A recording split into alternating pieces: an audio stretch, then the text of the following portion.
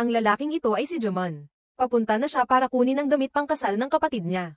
Pangatlong anak siya ng isang mayamang negosyante na nagngangalang Vincent. Bukod kay Jomon, nagkaroon din ng 3 pang anak si Vincent. Sa pag-uwi, nakilala ni Jomon ang kanyang dating kaibigan na nagngangalang Mushtaq kasama ang isang kaibigan na nagngangalang Mushtaq, na pagkatapos ay niyaya siyang mag-lunch at tumambay dahil matagal na silang hindi nagkita. Sinabi ni Mushtaq kay Jomon na naging matagumpay siyang negosyante at nai-export pa niya ang mga produkto na ginawa niya sa ibang bansa. Balak niyang yayain si Jomon na magkatrabaho sa isang kumpanya. Nataranta si Jomon na nakarinig nito dahil kahit anak siya ng isang mayamang negosyante ay wala siyang puhunan dahil walang tiwala sa kanya ang kanyang ama na magnegosyo. Alam niyang isa siyang spoiled at hindi independent boy. Ilang saglit pa, napagtanto ni Jomon na sobrang tagal na pala niya sa pakikipag-chat kay Mushtaq. Huli siya sa paghatid ng mga damit pangkasal ng kapatid niya. Hindi lang iyon, nakaramdam din siya ng inis kay Mushtaq sa hindi niya pagpapaalala. Dumiretso si Jomon sa bahay para makipagkita sa kapatid at humingi ng tawad sa kawalang ingat na ginawa nito. Buti na lang at napatawad siya ng ate niya. Pagkatapos noon ay pinagalitan siya ng kanyang ama na mukhang galit na galit noong mga oras na iyon ngunit agad din itong nagdahilan at tumakas sa problema. Isang umaga, nagbubulungan si Jomon sa kanyang ama na bilhan siya ng motor. Napagod si Vincent at nagpa siya na sabihin kay Jomon na bisitahin ang tindahan ng kanyang kaibigan upang pumili ng bike na gusto niya at babayaran niya ito mamaya. Tuwang-tuwa si Jomon at agad na pumunta sa shop. Kinalaunan ng araw na iyon, may pumunta sa opisina ni Vincent para kunin ang bayad sa motor na binili ni Jomon. Nagulat si Vincent nang makita ang bill dahil nasa 1.8 million rupees ang presyo ng motor. Matapos mabayaran ang lahat ng iyon, dumiretso si Vincent sa bahay para makipagkita kay Jomon dahil sa sobrang inis na nararamdaman niya sa inasta ng anak. Maging ang kapatid ni Jomon na si Alphonse ay nakaramdam din ng inis sa inasal ni Jomon. Upang mabawi ang pagkakamali ni Jomon, pinarusahan siya ni Vincent at hiniling na maging driver ng bus na pagmamayari niya. Walang pakialam si Jomon na tumanggap ng parusa at buong sigla itong isinagawa. Dahil sa kanyang magandang hitsura, nakaramdam ng saya ang mga pasahero at marami pa silang ibinigay na tips para sa kanya. Sa kasamaang palad, kinabukasan, habang nagmamaneho ng bus si Jomon, nakakuha siya ng tiket dahil walang ingat sa pagmamaneho at wala siyang driver's license, buti na lang at ang tita niya na mayor ng lungsod. Tinulungan siya sa problema, pinagalitan si Jomon ng tiyuhin dahil sa pagkuha ng tiket at walang ingat sa pagmamaneho. Pagkatapos ay hiniling ng kanyang tiyahin na magsisi sa kanyang pagkakamali at pumunta sa simbahan. So, the very next day, pumunta doon si Jomon kasama ang kapatid niyang si Lali. Sa simbahan, nakita ni Jomon ang isang magandang babae na nagngangalang Catherine. Dahil alam niyang naaakit ang kanyang kapatid kay Catherine, ipinaliwanag ni Lali na si Catherine ay nag-iisang anak ng isang kilalang negosyante na may malaking negosyo sa Dubai. Nang malaman ng balitang ito, tuwang-tuwa ang tiyuhin ni Jomon dahil kung ikinasal sila, mas yumaman pa ang kanilang pamilya. Kinabukasan, sadyang ipinarada ng tiyuhin ni Jomon ang kanyang sasakyan sa likod mismo ng sasakyan ni Catherine, na nagbabalak na harangan ang kanyang sasakyan. Maya-maya ay dumating si Jomon dala ang kanyang sasakyan para sunduin si Lali na nasa mismong lugar din. Inimbitahan ni Lali si Catherine na sumama sa kanila pauwi. Nang makita ni Lali si Jomon na tuwang-tuwang nakatingin kay Catherine, hiniling ni Lali na ihatid siya ni Jomon sa isang cafe, gusto daw niyang makilala ang asawa doon. Ginawa niya iyon para mapag-isa si Jomon. Sa daan, nagsimula silang maging komportable at nagkaroon ng chat. Buti na lang at ganoon din ang nararamdaman ni Catherine kay Jomon. Simula nung araw na yun, naging mas close sila at nauwi sa pagde-date. Isang araw, si Vincent ay nagpapatakbo ng isang proyekto kasama ang kanyang kasosyo sa negosyo. Nagbigay ng kapital ang kanyang kasosyo para sa proyekto habang sinasabing magiging maayos ang takbo ng proyekto. Pagkatapos nito, nagpa siya si Vincent na ibigay ang kanyang tindahan ng damit kay Jomon at binigyan siya ng responsibilidad na patakbuhin ang negosyo.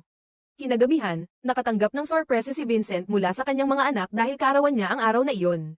Nakita na sila ay isang masayang pamilya, ngunit ang kaligayahang iyon ay hindi nagtagal. Isang araw, pumunta si Vincent sa tindahan ng damit na binigay niya kay Jomon para mamili ng mga damit.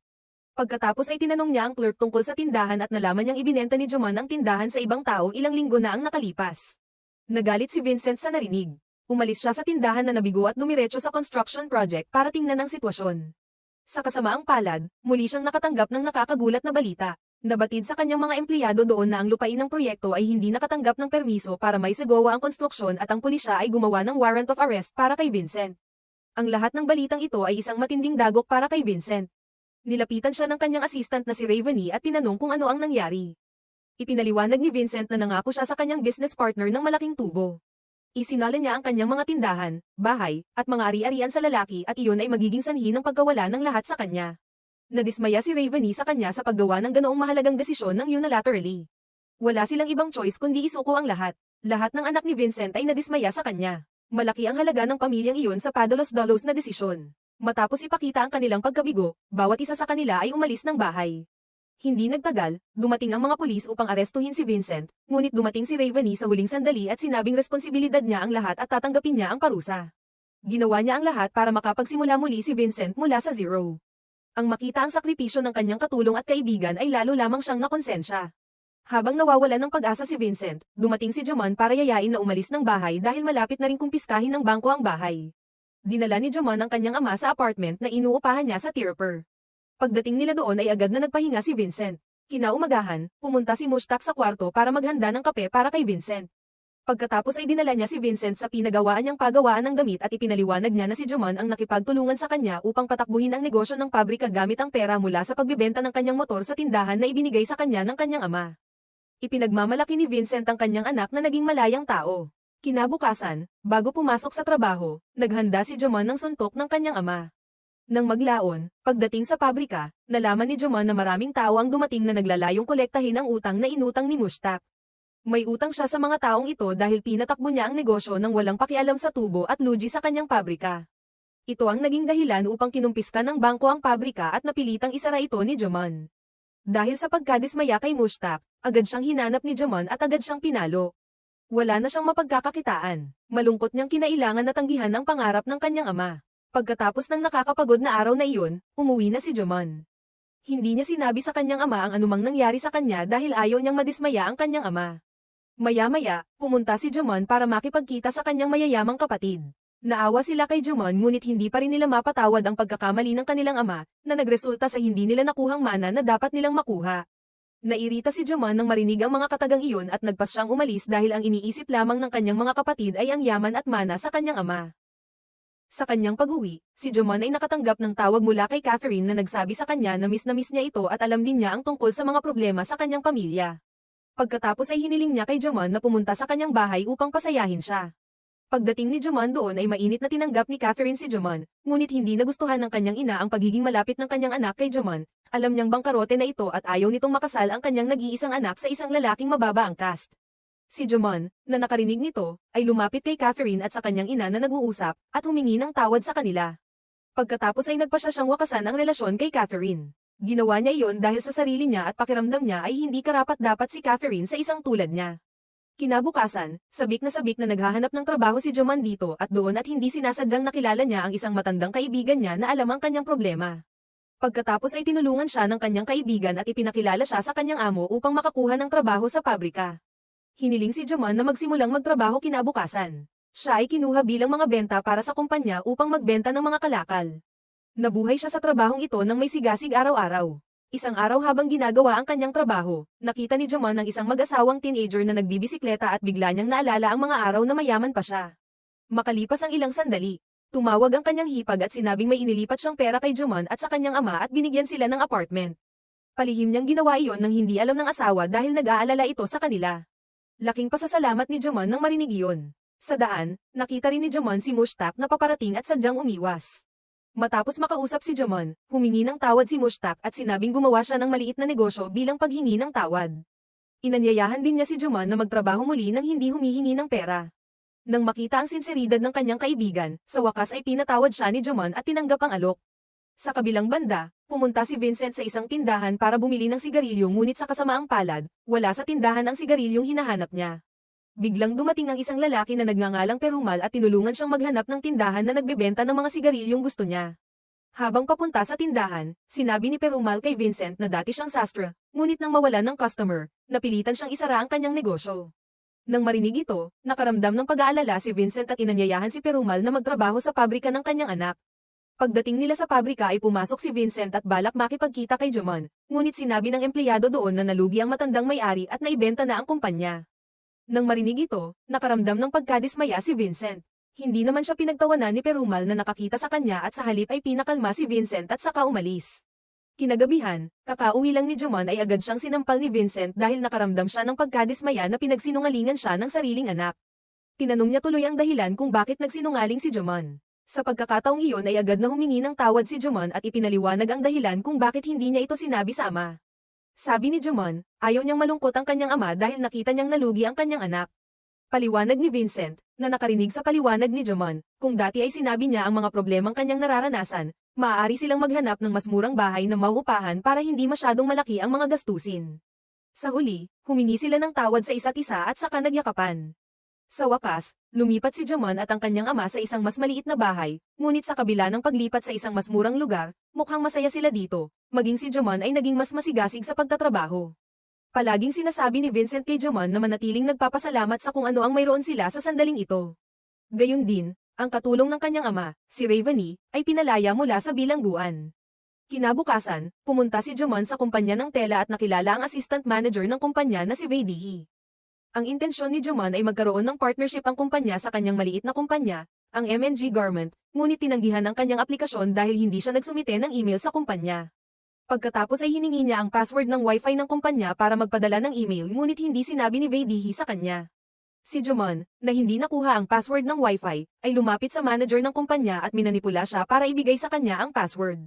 Matapos ipadala ang aplikasyon, agad na nilapitan ni Jomon si Mushtaq sa kanyang maliit na pabrika. Ibinigay ni Mushtaq ang lahat ng pananagutan sa pananalapi kay Jomon upang hindi na magkamali pa.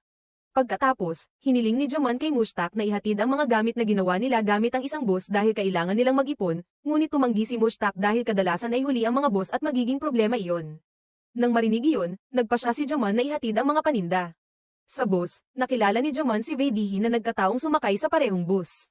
Nakatulog si Jomon sa biyahe hanggang sa magising siya matapos makarinig ng kaguluhan. Nakita niya tuloy ang mga uwak na nagpoprotesta sa driver dahil lasing ang driver at naantala ang biyahe.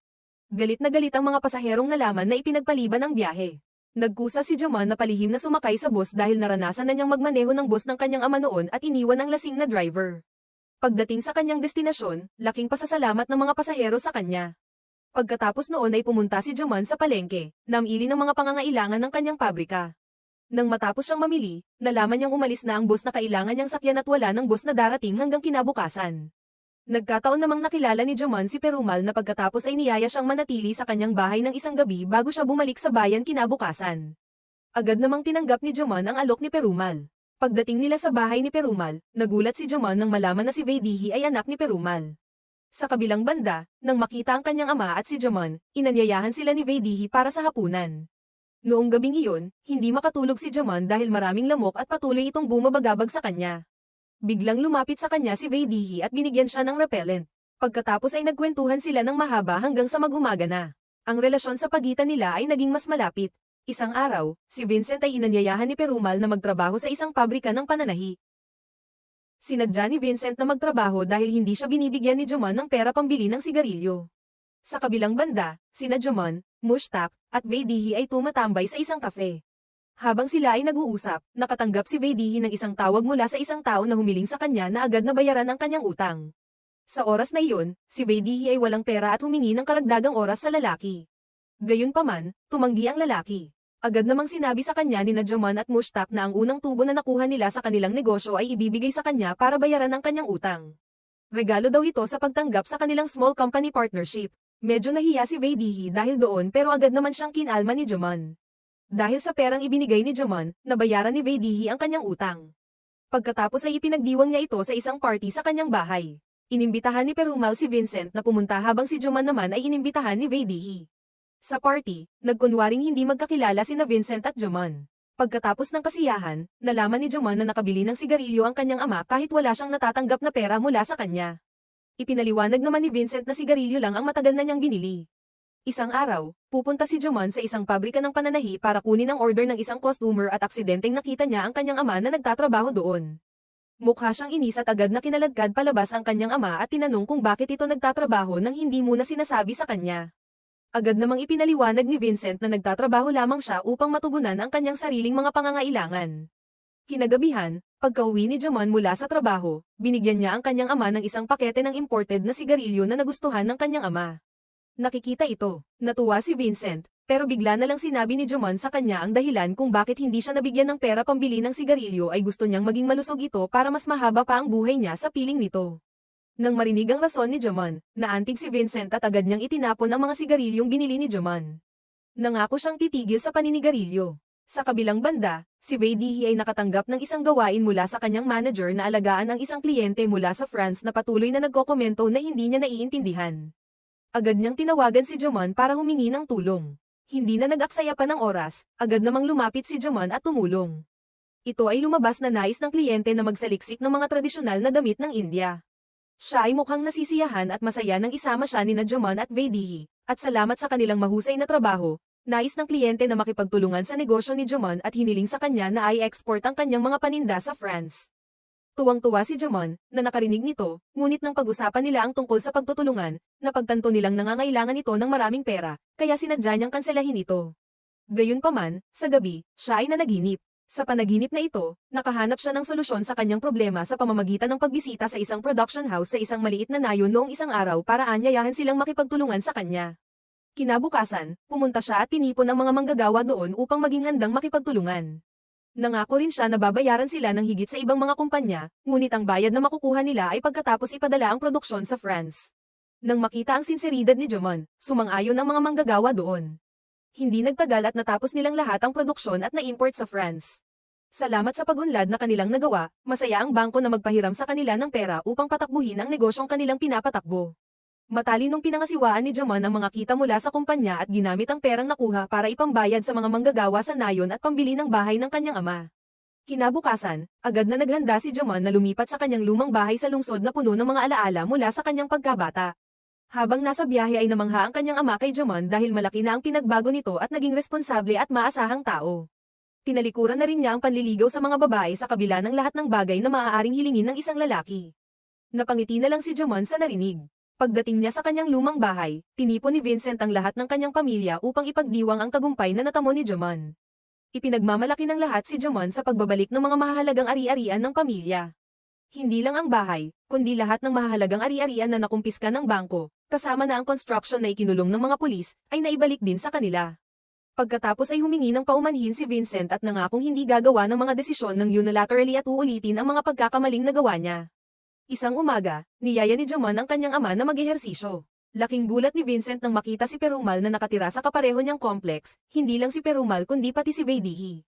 Lahat ng iyon ay plano ni Jomon. Ginawa niya ang lahat ng iyon dahil may relasyon siya kay Vaidehi at malapit na silang ikasal.